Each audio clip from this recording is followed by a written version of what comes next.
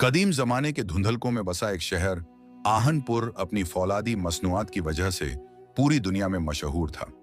उसी शहर के एक कोने में उस्ताद कुदरत की भट्टी हर वक्त दहकती रहती थी। कुदरत सिर्फ एक लोहार नहीं था, बल्कि वह लोहे को रेशम की तरह मोड़ने का फन जानता था। उसका इकलौता बेटा आतिश, जिसके सीने में जवानी का गर्म लहू दौड़ रहा था, अपने बाप के फन से ज्यादा अपनी अना का असीर था। एक सर्द शाम, जब भट्टी की चिंगारियां अंधेरे में रक्स कर रही थीं, आतिश ने अपने बाप से कहा, बाबा, मैं जिंदगी भर इस भट्टी की आग नहीं झोंक सकता। मुझे एक ऐसी शमशीर बनाकर दें जिसका एक वार पहाड़ को दो नीम कर दे और जिसकी चमक से दुश्मन की आंखें छू दिया जाएं। बाप ने उसे बहुत समझाया कि बेटा, हथियार का काम हिफाजत है, नहन हलाकत नहीं। मगर आतिश की जिद के सामने उसे झुकना पड़ा और 40 दिन के चिल्ले के बाद एक ऐसी तलवार तैयार हुई जो इंसानी तारीख का शाहकार थी। तलवार हाथ में आते ही आतिश के अंदर का छुपा हुआ दीप जाग उठा।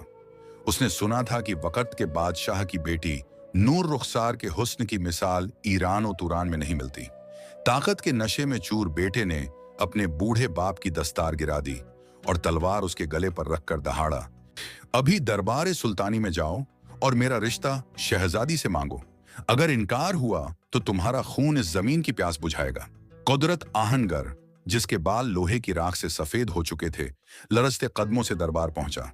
बादशाह सलामत अपने जाहो जलाल के साथ तख्त पर विराजमान थे। जब एक मामूली लोहार ने शहजादी का हाथ मांगा तो दरबार में सन्नाटा छा गया। सिपाहियों ने तलवारें सौंत लीं, मगर अक्लमंद वजीर दाना बख्श ने उन्हें रोक दिया। उसने सोचा कि इस सरफिरे के पीछे कोई बड़ी साजिश हो सकती है। वजीर ने मुस्कुराकर कहा, आहनगर, रिश्ता मिलेगा, मगर कीमत बहुत भारी है। तुम्हारे बेटे को ऐसा कमाल दिखाना होगा जो न इस जमीन पर पहले कभी देखा गया हो, न आसमान के नीचे कभी सुना गया हो। अगर वह नाकाम रहा तो तुम दोनों की लाशें शहर के सदर दरवाजे पर लटकाई जाएंगी। कुदरत ने यह कड़ी शर्त मान ली और रोता हुआ घर आया। जब आतिश को यह मालूम हुआ तो उसने अपना सामान बांधा और बाप को साथ लेकर उस अनदेखे कमाल की तलाश में निकल खड़ा हुआ। महीनों की मसाफत, कठिन रास्ते और सहराओं की खाक छानने के बाद वे एक ऐसे मकाम पर पहुंचे जहां कुदरत के कवानीन बदल जाते थे। वहां आसमान का रंग जर्द था और परिंदे उल्टा उड़ते थे। एक घने और खौफनाक जंगल के वसत में उन्होंने एक अजीब आदमी देखा। वह बेरी के एक कदीम दरख्त के नीचे बैठा था। उसने अपना दायां पांव जलते हुए चूल्हे में दे रखा था और उसकी एड़ी से शोले निकल रहे थे। ऊपर कड़ाही में गुड़ पक रहा था और वह बड़े मजे से उसे खा रहा था। आतिश ने सोचा कि यही वह फन है जो बादशाह को हैरान कर देगा, मगर उस जादूगर ने कहा, शमा, मैं तो सिर्फ एक अदना शागिर्द हूं। अगर असल हुनर सीखना है तो आगे जाओ, जहां मेरा उस्ताद आजर जादूगर कयाम पजीर है। वे चलते चलते एक काले किले के सामने पहुंचे, जहां आजर जादूगर अपनी जादुई दुनिया बसाए बैठा था। आजर ने आतिश को देखा और उसकी आंखों में छुपी हवस से इक्तिदार को पहचान लिया। उसने शर्त रखी कि वह उसे हुनर सिखाएगा ना, लेकिन 1 साल तक उसे किले के तहखाने में रहना होगा और उसका बाप उससे नहीं मिल सकेगा। कुदरत अपने बेटे को खुदा के हवाले करके नम आंखों के साथ वापस लौट गया। आतिश को जिस कमरे में बंद किया गया, वहां की दीवारें इंसानी खोपड़ियों से बनी थीं। हर तरफ बदबू और तारीकी थी। उसे एहसास हुआ कि वह हुनर सीखने नहीं, बल्कि मौत के जबड़ों में आ गया है। भूख और प्यास से निढाल आतिश ने एक दिन दीवार के एक कमजोर कोने को अपनी आहनी कव्वत से खोदना शुरू किया। कई दिनों की मशक्कत के बाद वह दीवार के पार एक शाहाना कमरे में जा निकला। वहां एक हसीन और जमील दोशीजा जूबिया मौजूद थी, जो आजर जादूगर की बेटी थी।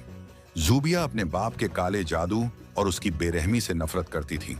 उसने जब आतिश की कहानी सुनी तो उसका दिल पसीज गया। उसने कहा, मेरा बाप तुम्हें कभी जादू नहीं सिखाएगा, वह तुम्हें सिर्फ यहां तड़पा कर मारना चाहता है। लेकिन मैं तुम्हें वह इल्म सिखाऊंगी जो उसने मुझसे भी छुपा कर रखा है। अगले 1 साल तक जूबिया ने उसे इल्म कीमिया, तस्खीर अरवाह और शक्लें बदलने के वे तमाम मंत्र सिखाए जो कायनात के पोशीदा राज थे। दोनों के दरमियान एक खामोश मोहब्बत ने जन्म लिया, मगर वे जानते थे कि उनका दुश्मन बहुत ताकतवर है। 2 साल बाद जब बूढ़ा कुदरत वापस आया तो उसे यकीन था कि उसका बेटा मर चुका होगा। आजर जादूगर ने हंसते हुए उसे चाबियां दी और कहा, जाओ अपने बेटे की हड्डियां समेट लो। जूबिया ने पहले ही आतिश को खबरदार कर दिया था। उसने आतिश को एक चादर में छुपाया और कुदरत को समझाया कि बाहर जाकर रोना धोना करना सही, ताकि मेरे बाप को शक न हो। कुदरत ने वैसा ही किया। वह रोता हुआ बाहर निकला और जादूगर से कहा कि वह अपने बेटे की हड्डियां दफनाने के लिए ले जाना चाहता है। जादूगर ने लापरवाही से इजाजत दे दी। कैले की हद्दों से निकलते ही आतिश इंसानी रूप में वापस आ गया और बाप बेटे ने दौड़ लगा दी। जूबिया की आखिरी नसीहत थी, रास्ते में अपनी ताकत का मुजाहिरा मत करना, अवश्य वरना मेरे बाप को खबर हो जाएगी। मगर वापसी पर आतिश के अंदर का वही पुराना लालच फिर बेदार हो गया।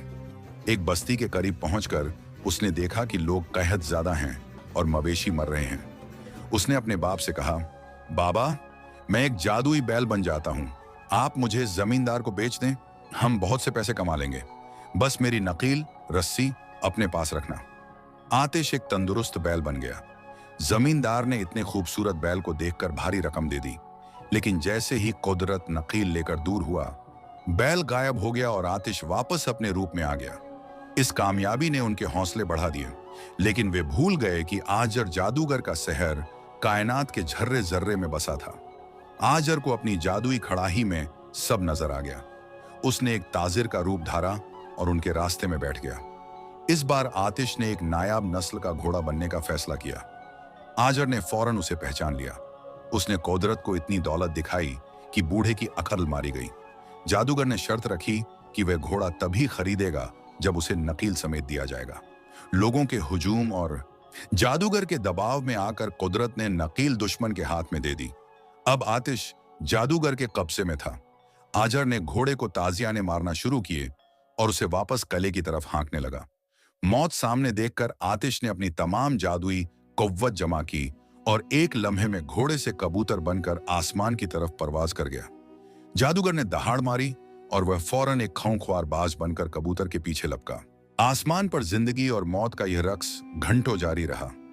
कबूतर कभी बादलों में छुपता तो कभी झाड़ियों में, मगर बाज की तेज नजरें उसका ताकुब नहीं छोड़ रही थीं। उड़ते उड़ते वे एक ऐसे गांव पहुंचे जहां औरतें तालाब से मिट्टी निकाल रही थीं। आतिश ने गोता लगाया और एक मेंढक बनकर कीचड़ में छुप गया। जादूगर बाज से बगुला बन गया और अपनी लंबी चोंच से एक एक मेंढक को मारने लगा। करीब ही एक लड़की अपनी उंगली में एक छल्ला पहने खड़ी थी। आतिश ने मंत्र पढ़ा और मेंढक से छल्ला बनकर उसकी उंगली में समा गया। जादूगर अब एक फकीर का रूप धारण कर उस लड़की के घर पहुंच गया और उस छल्ले का सवाल किया। लड़की के घर वालों ने जब सुना शौनकी एक फकीर को इस मामूली छल्ले की जरूरत है तो उन्हें शक हुआ। लड़की ने डर कर वह छल्ला फर्श पर पटक दिया। छल्ला गिरते ही सोने के दानों में बदल गया जो पूरे सहन में बिखर गए। जादूगर फौरन एक मुर्गर बन गया और उन दानों को चुगने लगा ताकि आतिश का वजूद खत्म कर दे। लेकिन आतिश तो अब जादू का माहिर बन चुका था। उसने आखिरी वार किया और दानों से एक खूंखार बिल्ली बनकर मुर्गा की गर्दन दबोच ली। एक जोरदार चीख गूंजी और आजर जादूगर का तज़किरा हमेशा के लिए खत्म हो गया। आतिश अब अपने असल इंसानी रूप में शहंशाहों वाले लिबास में नमूदार हुआ। वह सीधा बादशाह के दरबार पहुंचा। बादशाह और वजीरदाना बख्श उसे देखकर हैरान रह गए, क्योंकि उन्होंने अपनी जिंदगी में कभी ऐसा जादुई मुकाबला नहीं देखा था। बादशाह ने तस्लीम किया कि आतिश ने वह कर दिखाया जो नामुमकिन था। बड़ी शान और शौकत से आतिश और शहजादी नूर रुखसार का निकाह हुआ। कुदरत आहनगर, जो कभी खौफ से कांपता था, अब शाही महल का खास मुशीर था। आतिश ने जूबिया को नहीं भुलाया, ना उसने उसे भी इज्जत के साथ महल बुलाया। उसने अपनी तलवार भट्टी में पिघलाकर गरीबों के लिए औजार बनाए और अहद किया कि हुनर का असल जादू लोगों की खिदमत में है। आहनपुर का वह सरफिरा लड़का अब एक आदिल बादशाह बन चुका था, जिसकी दास्तान रहती दुनिया तक याद रखी गई।